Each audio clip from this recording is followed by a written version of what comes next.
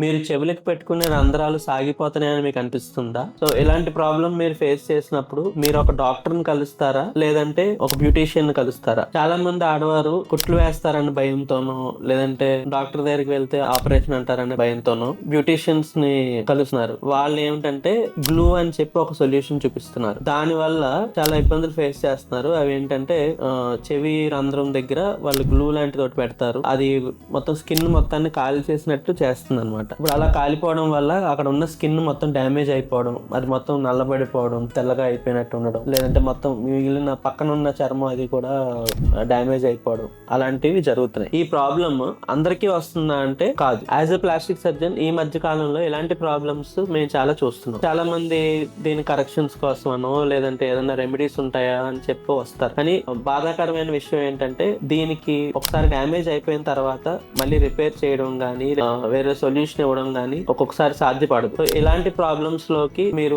వెళ్లకుండా ఉండడానికి అవేర్నెస్ కోసం ఈ వీడియో చేయడం జరుగుతుంది. తెలుగులో మనకు ఒక సామెత ఉంటుంది, గోటుతో పోయేదాన్ని గొడవల దాకా తెచ్చుకోవడం అని. అలాగా కుట్లు వేయడం అనో, సర్జరీ అనే పేరు వినో మీరు అన్నెసెసరీ కాంప్లికేషన్స్ కొని తెచ్చుకుంటున్నారు. సో ఇకనైనా మీకు ఏదైనా ప్రాబ్లం వచ్చినా, లేదంటే మీకు తెలిసిన వాళ్ళకి ఇలాంటి ప్రాబ్లం ఏమైనా ఉన్నా సరే ప్లాస్టిక్ సర్జన్ కన్సల్ట్ చేయమని అడ్వైస్ చెప్పండి. లేదు ఒకవేళ ఆల్రెడీ కాంప్లికేషన్స్ లో ఉన్న వాళ్ళకి అయినా సరే ఒక కరెక్ట్ అడ్వైస్ ఇవ్వడానికి ప్లాస్టిక్ సర్జన్ కన్సల్ట్ చేయమని చెప్పాలి. Thank you.